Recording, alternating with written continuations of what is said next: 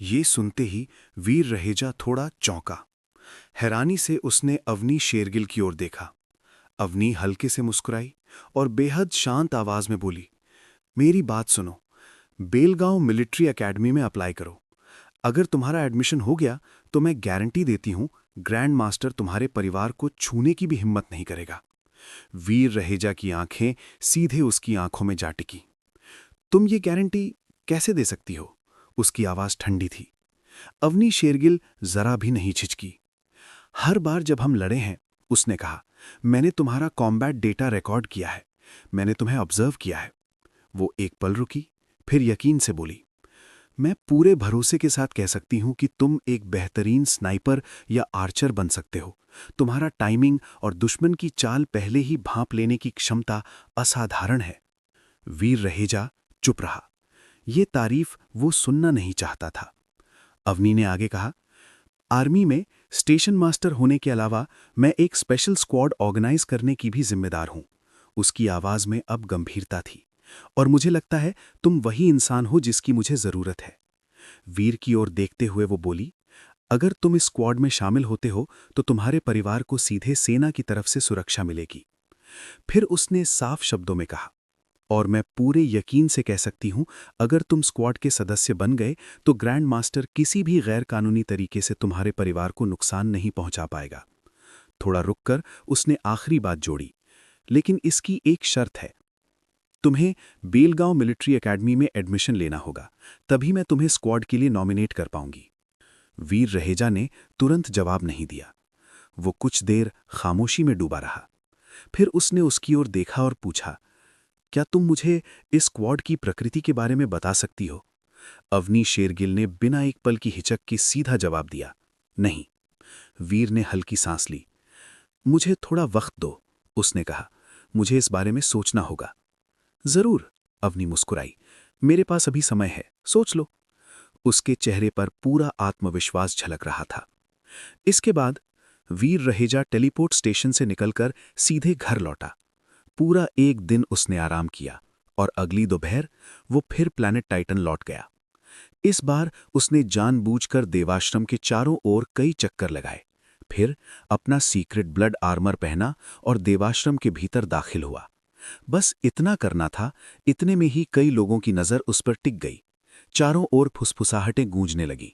वाह, ये तो खुद डॉलर है। हा हा हा हा, डॉलर सामने आ गया। डॉलर, मेरा फरिश्ता आ गया। फर्स्ट प्लैनेट टाइटन में अगर कोई मेरा आइडल है तो वो सिर्फ डॉलर है। पूरा देवाश्रम गूंज उठा था। सब जानते थे कि डॉलर मौजूद है, लेकिन उसे अपनी आंखों के सामने देखकर लोगों का जोश फिर भी काबू में नहीं आ रहा था। फुसफुसाहटें, उत्सुक निगाहें और भीड़ में बढ़ती हलचल। हर कोई बस एक ही चीज चाहता था, डॉलर को लड़ते हुए देखना। वीर रहेजा ने कुछ भी कहने की जरूरत नहीं समझी। वो चुपचाप सीधे मार्शल हॉल की ओर बढ़ गया और उसके पीछे लोगों की भीड़ अपने आप चल पड़ी। जो लोग पहले ही मुकाबलों में हिस्सा ले चुके थे, वे भी वापस लौट आए। आज कोई राउंड मिस नहीं करना चाहता था। प्रिलिमिनरी राउंड लगभग खत्म हो चुका था। स्टैंड्स में अब गिने चुने लोग ही बचे थे, लेकिन जैसे ही वीर रहेजा ने मार्शल हॉल में कदम रखा, पूरा हॉल फिर से भर गया। उसने नजर उठाकर मार्शल स्टेल चेक किया। उससे पहले अभी दो और ग्रुप बाकी थे। वीर आगे की सीट पर जाकर शांत होकर बैठ गया। ज्यादा देर नहीं लगी। ग्रैंड मास्टर भीम और अवनी शेरगिल भी वहां पहुंच गए। ग्रैंड मास्टर की निगाहें वीर रहेजा पर जमी थी। अगर वे दोनों अकेले होते तो शायद वो उसे वहीं मार डालता। तभी अवनी शेरगिल वीर के पास आई। उसकी आवाज नियंत्रित थी, लेकिन आंखों में एक साफ इरादा था। डॉलर, क्या हम बात कर सकते हैं? वीर रहेजा ने धीरे से उसकी ओर देखा। किस बारे में? उसकी आवाज भारी थी। अवनी शेरगिल ने बिना घुमाए फिराए कहा, मैं तुम्हें देवाश्रम गैंग में शामिल होने का न्योता देना चाहती हूं। तुम अपनी कोई भी शर्त रख सकते हो। पास खड़ी माही ने भी मौका नहीं छोड़ा। वो आगे बढ़ी और बोली, अगर तुम बुलजाई में शामिल होना चाहो तो मैं टीम लीडर की पोस्ट तुम्हें दे दूंगी। तुम एक परफेक्ट आर्चर बन सकते हो। वीर रहेजा ने बिना किसी हिचक के सीधा जवाब दिया, माफ करना, मुझे देवाश्रम गैंग ज्वाइन करने या आर्चर बनने में कोई दिलचस्पी नहीं है। वातावरण एक पल के लिए थोड़ा ठंडा पड़ गया।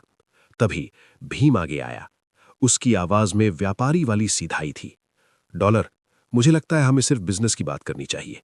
अगर तुम्हारे पास म्यूटेंट प्राणी या सीक्रेट ब्लड प्राणियों का मीट है तो मैं उसे खुशी खुशी खरीदूंगा।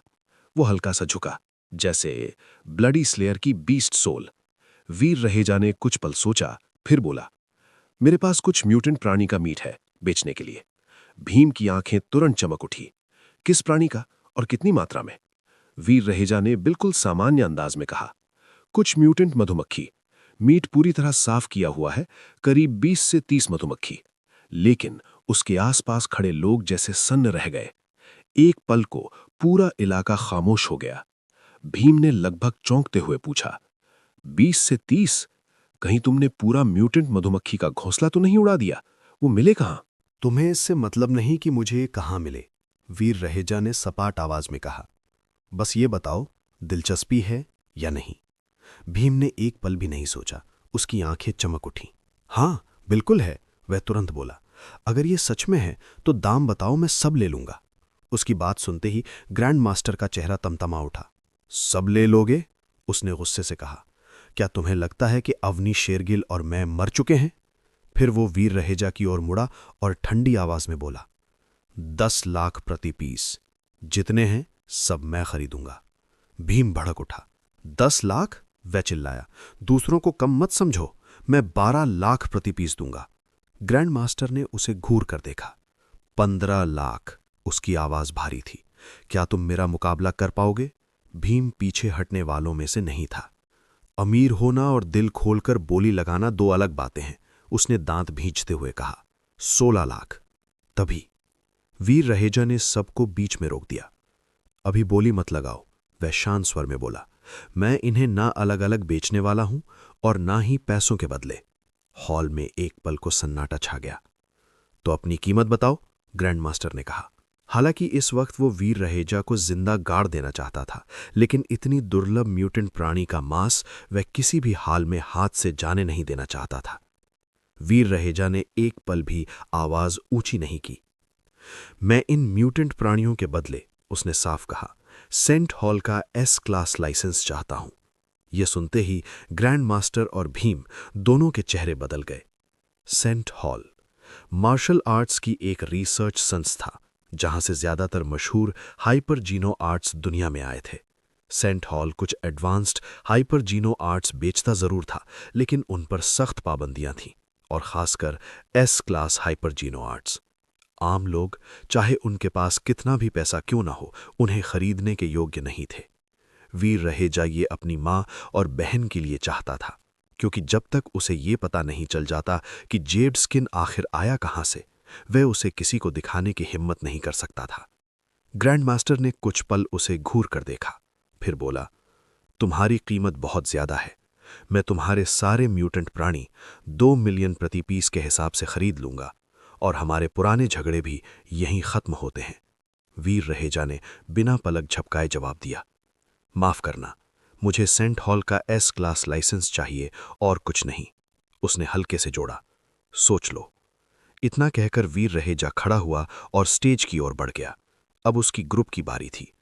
जैसे ही वीर रहेजा को स्टेज पर चढ़ते देखा, उसी ग्रुप के बाकी लोगों के चेहरे फीके पड़ गए। वे जानते थे, अब जब डॉलर आ गया है तो प्रिलिमिनरी राउंड पास करना उनके लिए नामुमकिन है।